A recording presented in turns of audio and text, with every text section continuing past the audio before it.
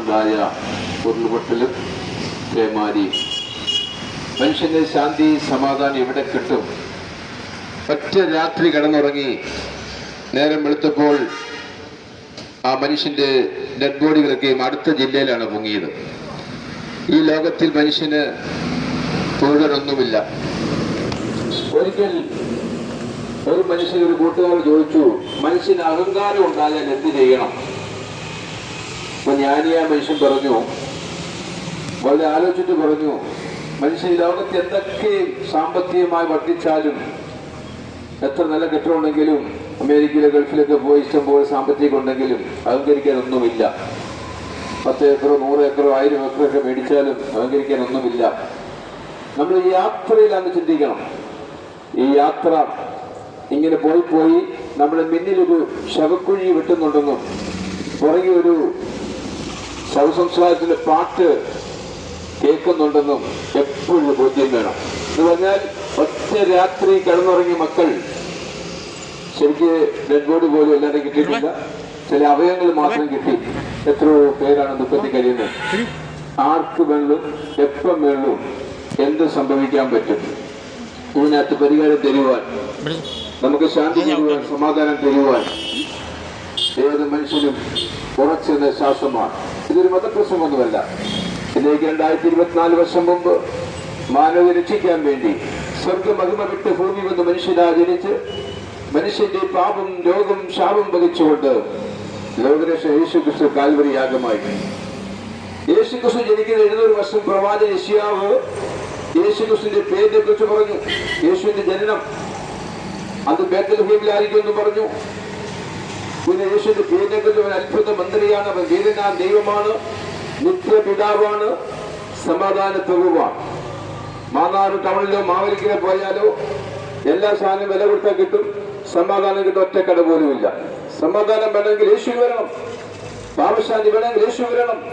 അധ്വാനിക്കുന്നവരും ഭാരം ചുമക്കാൻ എല്ലാവരും എന്റെ അടുക്കൽ വരുവിൻ, ഞാൻ നിങ്ങളെ ആശ്വസിപ്പിക്കാം എന്ന് പറഞ്ഞ് ലോകത്തിൽ യേശു മാത്രമാണ്. യേശുവിൻ മതസ്ഥാപനം, യേശുവിൻ മാർഗം, ഞാൻ വഴി.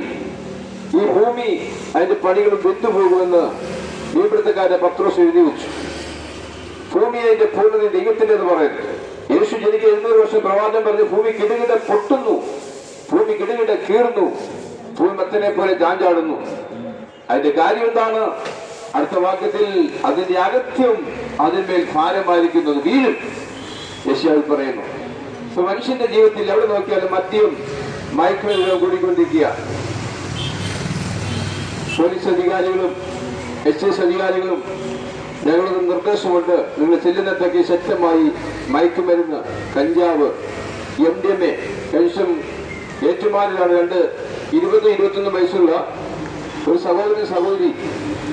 അവര് അങ്ങനെ പകളൊന്നുമല്ല, അവരിങ്ങനെ ബിസിനസ് ചെയ്യുക. നമ്മുടെ ചെയ്യുന്ന ബിസിനസ് പോലെയല്ല, അവർ ചെയ്യുന്ന ബിസിനസ് MDMA. അത് കോളേജ് സ്കൂളിൽ കുഞ്ഞുങ്ങൾക്ക് ഇത് കൊടുക്കുക. എന്താ കൊടുക്കുന്നത്? ഇവരുടെ ബിസിനസ് ഭയങ്കര ലാഭമാണ്. ലക്ഷങ്ങൾ കോടികൾ വരുന്ന സംഭവമാണ്.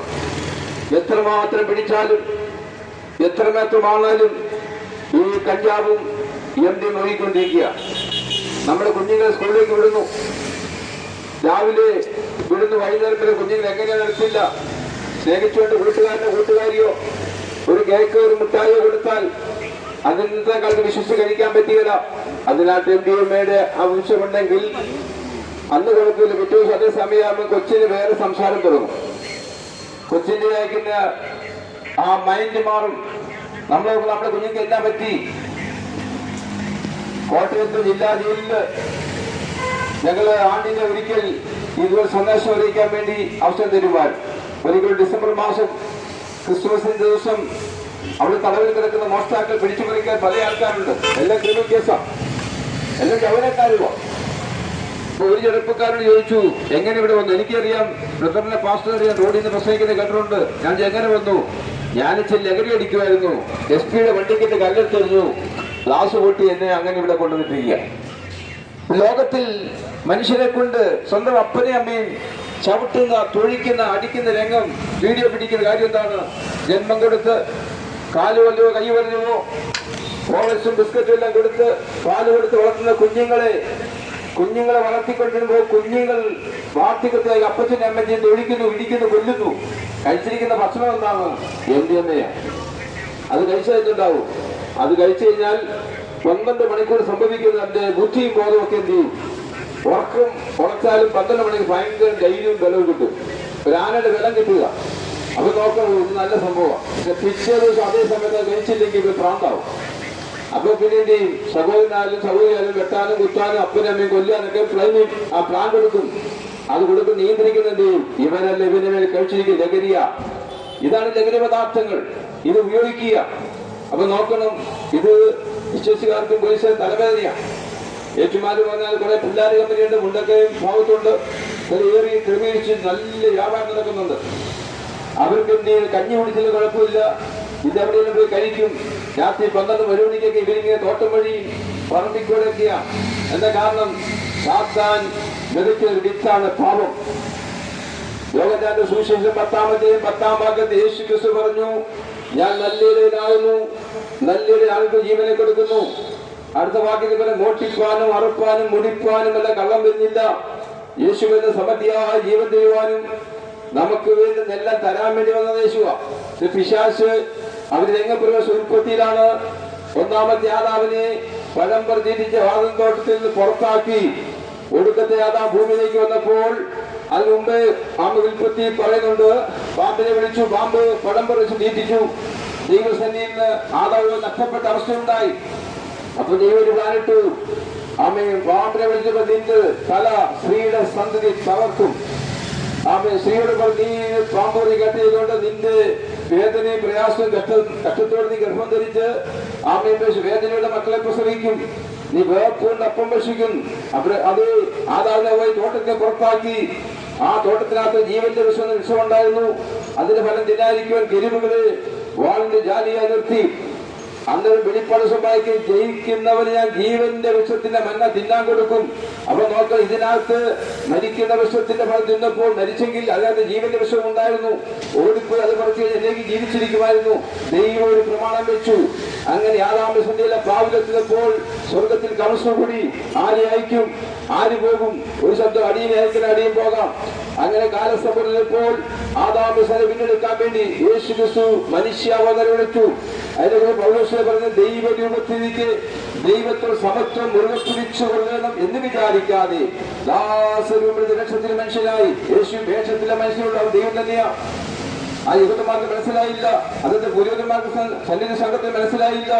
യേശു അത്ഭുത മന്ത്രിയാ, യേശു വീരനാ ദൈവമാ, യേശു ലോകരക്ഷകനാ, യേശു രാജാതി രാജാവാ, കർത്താതി കർത്താവാ. ആ ഭൂമിയിലേക്ക് വന്നിട്ട് മനുഷ്യനെ പിരിഞ്ഞ് അവയെ ഭരിക്കാൻ വേണ്ടി വന്നതല്ല. മനുഷ്യന്റെ കഷ്ടപ്പാടുകളും വേദനകളും നൊമ്പരങ്ങളും പാവവും ശാപവും വഹിച്ചുകൊണ്ട് ഒരു കുഞ്ഞാട് അർഹപ്പെടണം, രക്തം കൊടുത്ത് വിലയ്ക്ക് വാങ്ങണം. അതുകൊണ്ട് പത്രോസഭത്തിൽ പറഞ്ഞ് നിങ്ങളെ വീണ്ടെടുത്ത് വെള്ളി പൊന്ന് അഴിഞ്ഞു വന്ന വസ്തുക്കളെ കൊണ്ടല്ല, യേശുവിന്റെ വലിയ രക്തം കൊണ്ടത്രേ. ഈ രക്തമാണ് സംസാരിക്കുന്നത്.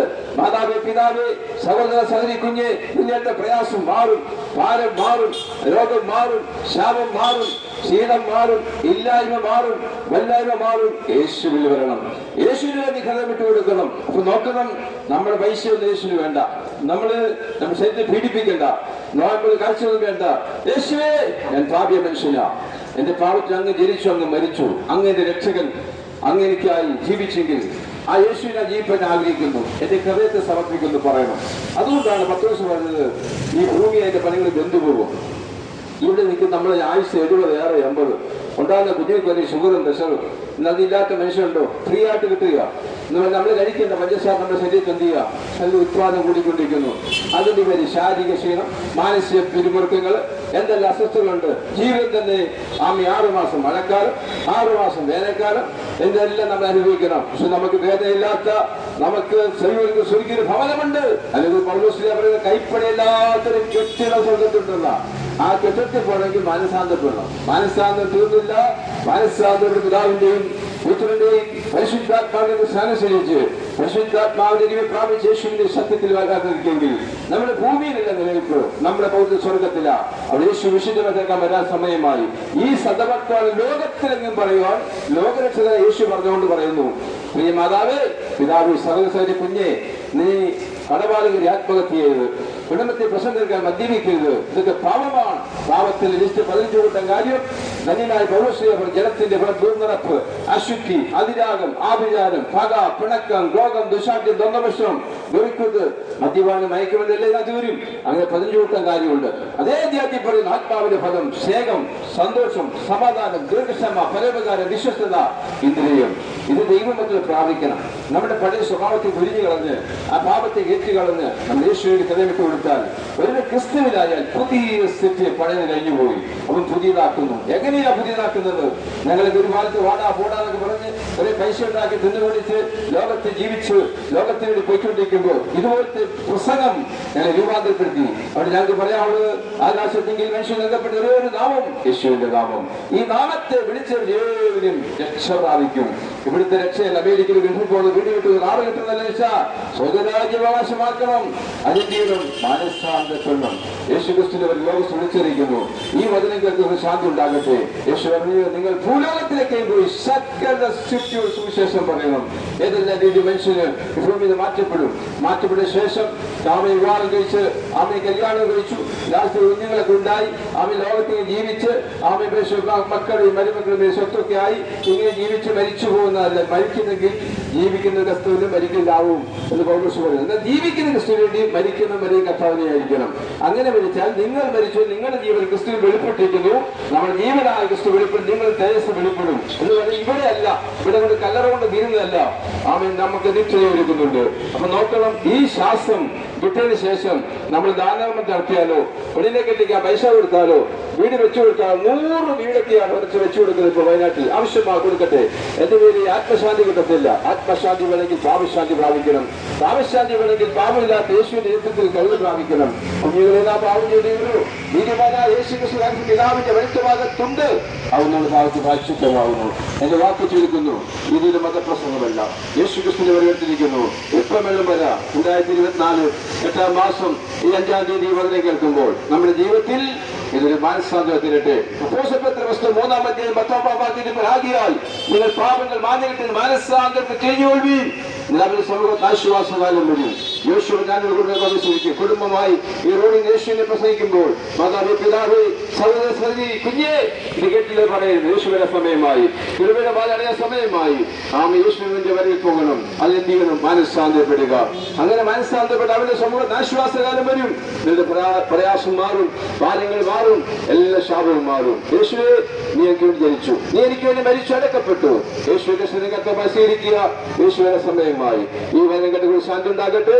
ഇപ്പോൾ കർത്താവിന്റെ ദാസൻ പൂർണ്ണ സുവിശേഷ ദൈവസഭ ചെന്നിത്തല സഭ സുശീലനായിരിക്കുന്ന കർത്താവിന്റെ ദാസൻ പാസ്റ്റർ പ്രിൻസ് കെ സൈമൺ പ്രാർത്ഥിക്കും.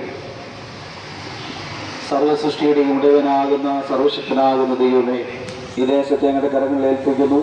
ഭാവി രോഗങ്ങൾ, പ്രതികൂലങ്ങൾ, ആപത്തുകൾ, അർത്ഥങ്ങളിൽ നിന്നെല്ലാം ദേശനിവാസികളെ വിടുവിക്കണം. ശബ്ദപരിധിയിലുള്ളവരെ ഭൗതികമായി അനുഗ്രഹിക്കുമാറാകണമേ. കടബാധകളിൽ നിന്നും രോഗങ്ങളിൽ നിന്നും ബലഹീനതകളിൽ നിന്നും നമുക്ക് ഉദാഹരണങ്ങളെ നൽകണമേ. ലോകരക്ഷകനാകുന്ന യേശു ക്രിസ്തുവിലൂടെയുള്ള സൗഖ്യവും സന്തോഷവും സമാധാനവും അനുഭവിക്കുവാൻ സർവശക്തനാകുന്ന ദൈവം സഹായിക്കണമേ എന്ന് ഞങ്ങൾ പ്രാർത്ഥിക്കുന്നു. സകലവിധ പൈശാചിക മണ്ഡലങ്ങളിൽ നിന്ന് കർത്താവ് വിടുവിക്കണം. ഈ ദേശത്തെ ഈ വഴിയോരങ്ങളിൽ നിന്നും അനർത്ഥങ്ങളോ അപകടങ്ങളോ ഒന്നും വരാതെ വേണം കർത്താവ് സൂക്ഷിക്കണമേ.